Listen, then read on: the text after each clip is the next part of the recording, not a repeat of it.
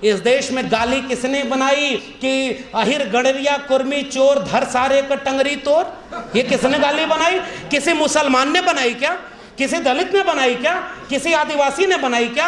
और किसने ये विरोध किया कि बड़ जात बतियौला से या छोट जात लतियौला से? उनके भी मेरे प्रिय कवि हैं तुलसीदास, लेकिन जहां गड़बड़ है वहां प्रिय नहीं है। मैं कहूंगा कि आपने वर्ण व्यवस्था स्थापित की, आपने इन जातियों के खिलाफ बोला है, और मैं इस बात पर कायम हूं। नेताजी उस समय के नेता, जब राम मंदिर आंदोलन मंडल के विरोध में कमंडल, तो उन्होंने हिचक नहीं दिखाई। संविधान पर जो खतरा बनकर आए थे उन तमाम आतताइयों पर गोली चलवाई थी, इसलिए हम उनकी विरासत को याद करते हैं। और लालू जी, उन्होंने उस आतताई दंगाई रथ को रोका था।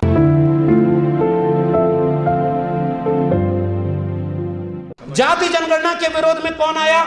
झारखंड में जब आरक्षण बढ़ाकर 77% किया गया है, राज्यपाल किसका है जो सिग्नेचर नहीं कर रहा है? छत्तीसगढ़ में जब आरक्षण SC ST OBC तीनों का बढ़ाया गया, तो आरक्षण का विरोध कौन कर रहा है?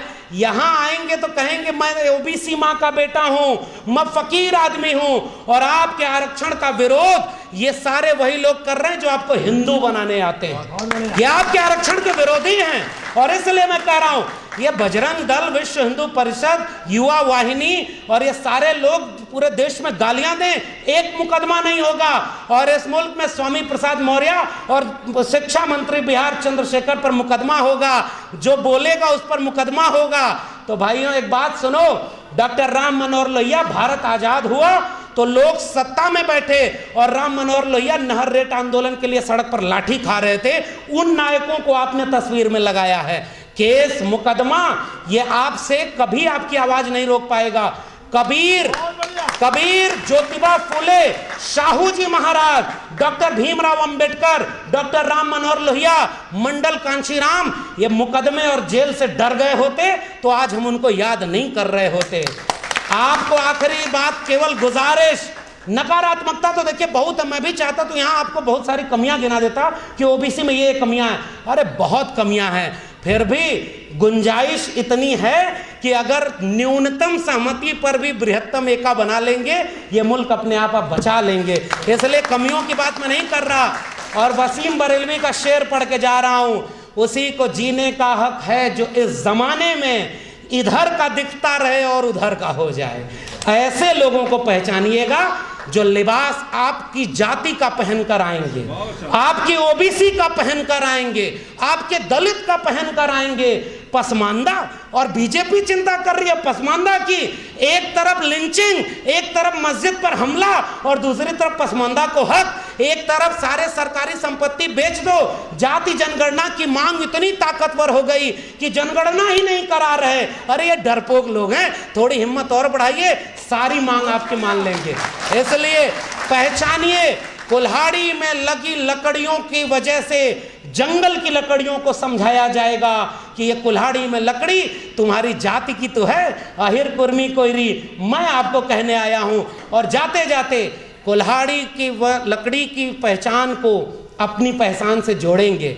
उत्तर प्रदेश, अभी अतुल भाई बोलेंगे तो समझ में आएगा। लोगों को बदनाम किया, किन जाति के लोगों का थाने में वर्चस्व है, सब लूट लिया। OBC का सारा हक अहिर कुर्मी कोयरी ने लूट लिया, इन्होंने इनका लूट लिया। अरे इसीलिए तो हम कह रहे हैं जाति जनगणना करा दो, पता चल जाएगा कितना लूट लिया। इसमें तुम क्यों विरोध में आ जाते हो? जाति जनगणना का विरोध केवल ब्राह्मण क्यों करता है भाई? अगर यादवों ने, कुर्मी कोयरी ने ज्यादा, क्योंकि पता है ज्यादा लूटा नहीं है। कितने वाइस चांसलर, कितने जज, कितने वकील, कितने डॉक्टर, इंजीनियर अहिर कुर्मी कोयरी के बन गए भाई। आपको जो लड़ता है ना, सबसे पहले उसे बदनाम किया जाता है, इसलिए ताकि बाकी जातियों को कहा जाए उधर कुछ नहीं मिला इधर आओ। तो उत्तर प्रदेश में जिन लोगों को कहा गया कि बहुत कुछ मिलेगा इधर आओ, राम मंदिर की आड़ में नींव की ईंट वही बने हैं, सब कुछ लूटा आपका भी जाएगा। जाते जाते गुजारिश, शरद यादव को याद करते हुए मैं कह रहा हूं, इसी सम्मेलन में मैंने पहली बार शरद यादव को सुना, नेताजी को सुना। हम कमजोर नहीं हैं, हाँ वो ताकतवर जरूर हो गए हैं। आइए मिलकर के सांप्रदायिकता के खिलाफ, और आदिवासी इलाके में जितने लोग हैं, यही आनंद राय जी आए हुए हैं, और मध्य प्रदेश के OBC साथियों, आपको तो अच्छे से पता है वहां कितने OBC पर शोषण हो रहा है, आदिवासी पर शोषण हो रहा है, दलितों पर शोषण हो रहा है। सारा शोषण हम सहें और भावना आहत भी हम ना करें। साहब तैयारी कर लो, अब हम तैयार होकर आए हैं। बिरसा, फूले, अंबेडकर, पेरियार के वारिस। जितना भावना आहत गुलामगिरी ने नहीं किया, जितनी भावना आहत एनिलेशन ऑफ कास्ट में बाबा साहब ने नहीं किया, उसकी आधी भी भावना अगर हम आहत कर दिए तो ये मुल्क 90% कमेरा लोगों का बन जाएगा। इसलिए शरद यादव को याद करते हुए कह रहा हूं, अब हमें नाक छोटी करनी होगी और दिल बड़ा करना होगा। हम सब की नाकें लंबी हो गई, अगर कटेगी तो किसी की नाक नहीं बचेगी। इसलिए आइए दिल बड़ा करें, जिसकी संख्या ज्यादा है 2 कदम पीछे आ जाए और जो हमसे पीछे रह गया उसको कंधे पर बिठाकर आगे ले जाएं। कोई हमारी एकता नहीं तोड़ पाएगा। इसलिए जाते जाते गुजारिश, अब इस ओबीसी महासभा का सम्मेलन गांव-गांव हो, हम हर जगह साथ में खड़े रहेंगे और फिर एक सम्मेलन कराइएगा। ओबीसी महासभा आदिवासी संगठन और दलित संगठनों को मिलाकर कराइएगा।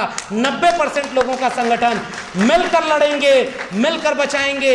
ये मुल्क हमारे पुरखों ने बनाया, हम उसे बचाएंगे ताकि आने वाली पीढ़ियां हमें नालायक न समझें। आपने मुझे बोलने का मौका दिया, बहुत बहुत धन्यवाद, शुक्रिया।